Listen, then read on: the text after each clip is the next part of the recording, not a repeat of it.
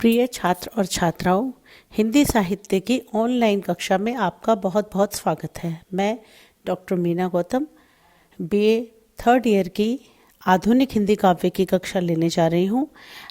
इससे पूर्व की कक्षाओं में मैंने आपको आधुनिक साहित्य पर कई कक्षाएं ली और पिछली कक्षा में जयशंकर प्रसाद के विषय में आपसे चर्चा की थी। अभी हम छायावाद के ही दूसरे महत्वपूर्ण कवि बल्कि आधुनिक हिंदी कविता के बड़े महत्वपूर्ण हस्ताक्षर सूर्यकांत त्रिपाठी निराला पर चर्चा आज हम करेंगे। सूर्यकांत त्रिपाठी निराला छायावाद के बहुत सशक्त हस्ताक्षर हैं, बहुत महत्वपूर्ण कवि हैं।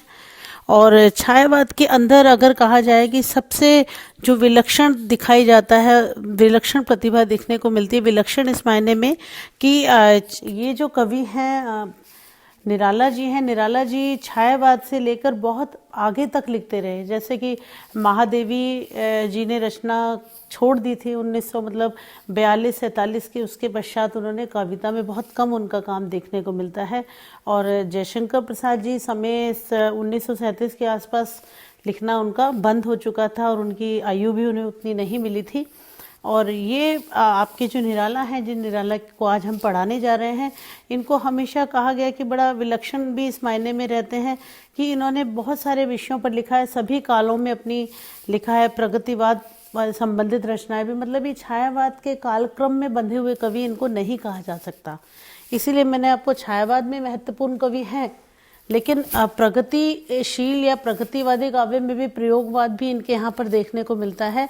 और जहाँ तक इनके यहाँ जो एक वैरायटी ऑफ जो टॉपिक्स, वैरायटी ऑफ सब्जेक्ट्स जो इनके यहाँ दिखाई देता है, मतलब सब्जेक्ट्स के अलावा भाषा को लेकर वैरायटी, भाव को लेकर वैरायटी, एक इसीलिए शुरू में बड़ा इनके लिए कहा जाता था कि निराला एक तो सबसे ज़्यादा, जितने भी छायावादी कवि हैं, सबसे ज़्यादा यथार्थपरक कविताएं इनके यहाँ दिखाई दी जाती हैं। और पहले अक्सर एक प्रश्न पूछा जाता था कि निराला बहुवस्तु स्पर्शनी प्रतिभा के कवि हैं। कहने का भाव यह है कि विविध विषयों पर लगातार लिखने वाले, विविध शैलियों में लिखने वाले कवि निराला हैं। खैर, हम छायावाद पर भी केंद्रित रहेंगे। छायावाद के अंदर आपके कोर्स में इनकी 4 कविताएं संकलित हैं और चारों ही महत्वपूर्ण कविताएं हैं। इनकी जो एक तो तुम और मैं कविता है, संध्या सुंदरी, आपकी 5 कविताएं इस संकलन में हैं। संध्या सुंदरी, तोड़ती पत्थर, भिक्षुक और तुलसीदास। तुलसीदास इनकी जो इस कोर्स में लगी हुई है, कोर्स में भी अंतिम है और इन सब में बड़ी बात की कविता है, जिस पर हम बाद में, कविताओं पर बाद में चर्चा करेंगे। मैं थोड़ा सा आपको परिचय देना चाहती हूँ कि जो निराला है उनका जो जन्म है, हालांकि कई बार मैं अपनी कक्षाओं में लगातार कहती भी हूँ कि जन्म से, मृत्यु से, आप किस परिवार में जन्म लेते हैं, इस बात से एक कवि के लिए, एक रचनाकार के लिए बहुत महत्व नहीं होता है इन बातों का। लेकिन जब हम निराला की बात करते हैं तो 1896 जो एक आपके एक सामान्य ज्ञान के लिए बताना एक आवश्यक मुझे लगता है। प्लस जो चीज़ मैं इसमें बताना चाहती हूँ कि निराला जी हैं, उनका जन्म महिषादल में होता है। महिषादल एक मतलब बिहार, महिषादल राज्य एक स्टेट हुआ करता था उस ज़माने में। वहाँ पर महिषादल में उनका जन्म है, जिसमें बैसवाड़ा अवध उनका गांव है। वैसे उन्नाव जिले के अंतर्गत पड़ता है। अब इसमें मैं विशेष तौर पे क्यों, मतलब इनके इसलिए कहती हूँ क्योंकि निराला की जब हम कविताएं पढ़ेंगे तो एक बंगाल का जो एक संगीत, बंगाल के संगीत का जो जादू है वो इनकी कविताओं में दिखाई देता है और बंगाली कविताओं का सौंदर्य बहुत इनके यहाँ पर दिखाई देगा। इस वजह से मैंने इसमें विशेष तौर पे कहा कि इनका जन्म बंगाल राज्य में महिषादल में हुआ। ये जो कवि हैं, ये निराला के यहाँ जो मेन चीज़ दिखती है, जो छायावादी कवि, मतलब भाषा और शैली की दृष्टि में तो निराला महत्वपूर्ण ही है, लेकिन निराला के यहाँ सबसे महत्वपूर्ण जो दिखाई देते हैं कि इनके यहाँ की कविताओं में औदात्य, ओज और थोड़ा सा विद्रोह, बहुत, मतलब थोड़ा भी नहीं, विद्रोह बहुत ज़्यादा मात्रा में दिखाई देता है। तो ये इनकी बहुत ज़्यादा मतलब सामान्य विशेषताएं हैं और इस पर मैं शायद 2 हम लोग क्लासेस लेंगे और दूसरी बातें मैं दूसरी कक्षाओं में भी इनके बारे में बात करूँगी। जो निराला मतलब हिंदी के बहुत युगांतकारी कवि हैं। इनकी कविता में समाज, मैंने इससे पहले भी कहा कि निराला छायावादी कवियों में सबसे ज़्यादा यथार्थपरक दिखाई देते हैं। कविता सभी यथार्थ से जन्मती हैं, लेकिन आप उसको किस तरीके से सामने आती है कविता की। इनके यहाँ पर एक सामान्य मनुष्य, बिल्कुल सीधे सीधे बात रख देंगे, सामान्य तत्कालीन समाज का प्रभाव इनकी कविताओं में स्पष्ट दिखाई देता है। सामान्य मनुष्य की पीड़ा, परवशता, परतंत्रता के प्रति उनका तीव्र विद्रोह। जब आप राम की शक्ति पूजा शायद आपके एमए की कक्षाओं में है, बीए की कक्षा में तो शायद नहीं है। अन्याय और असमानता के प्रति गहरा विद्रोह इनके यहाँ दिखाई देता है। विपरीत तथा विषम जीवन स्थितियों के प्रति संघर्षशीलता है, ये इनकी कविताओं का मुख्य केंद्र दिखाई देगी। और निराला, जबकि मैंने आपसे इससे पहले भी कहा कि बहुत प्रतिभाशाली कवि हैं, और दूसरे रचना, हालांकि चारों ही जो मैं जिनकी बात करती हूँ, छायावाद के 4 कवि, जिनमें एक कवित्री भी, एक महादेवी वर्मा है, इनकी जब मैं चर्चा करती हूँ, इन छायावाद एक कविता के आंदोलन के तौर पर तो जरूर जन्मा, लेकिन सभी रचनाकारों को आप देखेंगे कि इन्होंने जितनी कविता लिखी है उससे कहीं ज़्यादा गद्य इनके यहाँ पर दिखाई देगा। और सभी ने, निराला ने भी मतलब केवल कहानी लिखी है, इसके अलावा उपन्यास, कहानी, आलोचना बहुत सारी विधाओं में लिखा है, लेकिन मूल रूप से जो निराला की पहचान है और सारे के सारे छायावाद और छायावादी कवियों की जो पहचान है वो एक कवि के तौर पर ही है।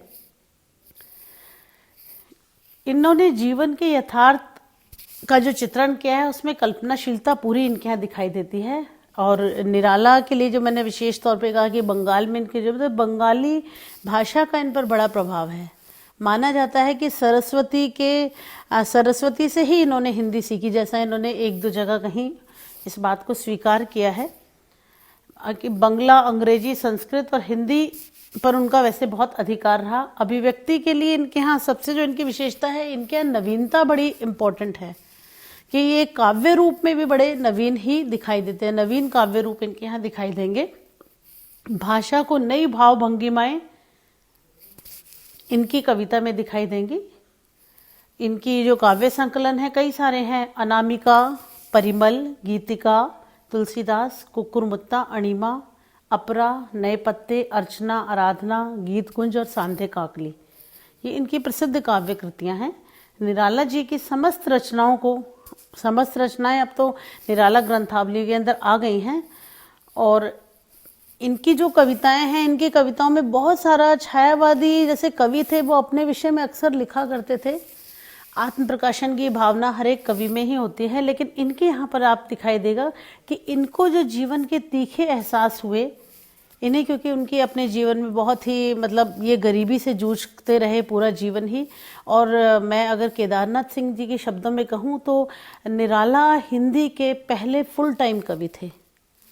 फुल टाइम कवि का आशय है कि आप ही देखिए कि आज भी बहुत सारे आपके सामने कवि हैं, रचनाकार हैं कि जो किसी का कोई बिजनेस चल रहा है, कोई दूसरे काम कर रहे हैं और साथ में कविताएं भी लिख रहे हैं, या दूसरे और कई प्रकार के, चाहे कोई मतलब विश्वविद्यालयों में पढ़ा रहे हों, स्कूलों में पढ़ा रहे हों, लेकिन साथ में वो कविताएं लिख रहे हैं या उनके जीविका चलाने के दूसरे साधन हैं। लेकिन निराला हिंदी साहित्य के पहले ऐसे कवि रहते हैं कि जिनका फुल टाइम कवि है, उनके जीविका चलाने का साधन केवल लिखना पढ़ना ही रहा था। और निराला अगर बहुत ज़्यादा आर्थिक तंगियों से जूझते हैं तो कहीं ना कहीं ये हमारे लिए बड़े मतलब सोचने का विषय है, बड़ा सोचने का प्रश्न है कि हिंदी जो देश की सबसे बड़ी भाषा का जो हम दावा करते हैं कि एक गरीब देश के रूप में, गरीब देश की गरीब भाषा के रूप में ही दिखाई देती है यहाँ पर, कि हिंदी पर जीविका चलाने वाला कवि एक आर्थिक तंगी में रहा। और ये आर्थिक तंगी और जो समाज से उनको जो उपेक्षा का भाव मिला, ये कहीं ना कहीं, इसलिए मैं इस बात पे चर्चा कर रही हूँ कि इनकी कविताओं में बहुत ज़्यादा दिखाई देता है। आपके कोर्स में तुलसीदास जो कविता है उसके अंदर ये चीज़ आपको दिखाई देगी। निराला का खुद का संघर्ष भी इसमें आपको दिखाई देगा एक कवि के तौर पर। तो निराला का जो जीवन है वो कई बार कहते हैं दुखी जीवन की कथा रही क्या कहूँ आज जो नहीं कही। अब इसमें जाकर आप देखिए राम की शक्ति पूजा में, सरोज स्मृति में उनके जो जीवन के बहुत सारे हिस्से उसमें प्रकाशित होते गए हैं। और निराला के लिए जो मैंने बात कही कि निराला हिंदी के फुल टाइम कवि हैं, वो निराला सिर्फ हिंदी पर ही आश्रित हैं। और निराला के साथ अगर ये स्थिति होती है तो सभी हिंदी बोलने वालों को, हिंदी समझने वालों को और हिंदी को जो राष्ट्रभाषा का दंभ भरते हैं उनके लिए सोचने का प्रश्न है। और निराला का पूरा जीवन कहीं ना कहीं एक प्रश्न छोड़ के जाता है खैर हम अगले अभी उसमें दूसरी चीज़ों पर आते हैं। इनकी और कुछ महत्वपूर्ण कविताएं, तुलसीदास, राम की शक्ति पूजा, सरोज स्मृति, ये तीनों कविताएं बहुत महत्वपूर्ण कविताएं हैं इनकी। इसमें इनके जीवन का, इनके आसपास के समाज का, समाज की विषमताएं, जो विडंबनाएं हैं, वो सारी की सारी दिखाई देती हैं। उसके अलावा शेर सिंह का आत्मसमर्पण, इनकी कथात्मक कविताएं हैं, लेकिन ये कविताएं मतलब बहुत लंबी कविताओं में आती हैं, लेकिन ये भाव और विषय की शैली, भाव और विषय की वजह से इतनी महत्वपूर्ण कविताएं हैं कि इनको प्रबंध काव्य की कोटि में आप आसानी से रख सकते हैं। इनके का जो प्रबंधात्मक का जो निराला जी का एक मतलब एक दृष्टिकोण है, वो बिल्कुल परंपरा से हटकर है। अगर हम उस दृष्टिकोण से, उस परंपरा से हटकर अगर हम सोच पाएंगे तो इनकी कविताएं प्रबंध काव्य की शैली के कोटि के अंदर रखी जा सकती हैं। तुलसीदास और राम की शक्ति पूजा जो विशेष तौर पे कविताएं हैं, इसमें बहुत ही मतलब सूक्ष्मता और सघनता बहुत दिखाई देगी आपको। तुलसीदास हम कोर्स में देखेंगे। हिंदी की मतलब ऐसी बहुत कम कविताएं हैं और इनकी ये दोनों कविताएं बहुआयामी हैं। जैसे कि निराला जी का खुद का व्यक्तित्व, उसमें ओजस्वी भावों में मतलब एकदम ओजस्वी भाव हैं दोनों कविताओं में, और एक ज्वालामुखी जैसा विस्फोट आपको दिखाई देगा। और नारी के प्रति बड़ा अलौकिक और दिव्य सौंदर्य इन कविताओं में दिखाई देगा। प्रकृति आपको बहुत अच्छे से दिखाई देगी। जीवन परिवर्तन की जो विशेष अलग अलग भावनाएं वो आपको दिखाई देंगी। दर्शन की गहनता आपको अच्छे से दिखाई देगी तुलसीदास जो हम पढ़ेंगे। और साधारण जनों की जो समस्याएं हैं, उनके साधारण कष्ट, उनका वर्णन यहाँ पर दिखाई देता है। इनकी जो पदावली या भाषा की दृष्टि से भी ये कविताएं बहुत ही महत्वपूर्ण है। अब इनकी जो कविताएं हैं, इनकी कविताओं में बड़ा गहन चिंतन, अभिव्यक्ति की सूक्ष्मता, प्रौढ़ता, जटिल भाव अभिव्यक्ति भी दिखाई देती है। और कुक्कुर मुत्ता और वह तोड़ती पत्थर जो कविताएं हैं, उन कविताओं में देखिए कि पूंजीवादी व्यवस्था का विरोध बहुत अच्छे से दिखाई देता है। और आपके कोर्स में भी वह तोड़ती पत्थर, और हो सकता है आपने पिछली कक्षाओं में भी कहीं ना कहीं ये कविता पढ़ी होगी। बहुत महत्वपूर्ण श्रम सौंदर्य जो यहाँ पर दिखाई देता है, श्रम सौंदर्य का वर्णन पहली बार ही मुझे किसी हिंदी कविता में इतनी खूबसूरती से दिखाई देता है। वहाँ पर एक श्रम को ही, क्योंकि हमारे यहाँ पर एक विशेष एक मान्यता है कि श्रम हमारे लिए कभी भी, हमारे सौंदर्य बोध में श्रम करता हो व्यक्ति कभी हमें खूबसूरत नहीं लिखा। इससे पहले हम रीति काल में आप ये देखिए कि हम क्या लिखते, बोलते, पढ़ते आए हैं। तो एक श्रम का सौंदर्य इस कविता के अंदर आपको दिखाई देता है। सरोज स्मृति जो इस कविता की मैंने पहली चर्चा की कर चुकी हूँ, निराला की बहुत महत्वपूर्ण कविता है। और कहीं ना कहीं वहाँ पहली बार एक निजी व्यथा एक सार्वजनिक प्लेटफॉर्म पर आकर दिखाई देती है।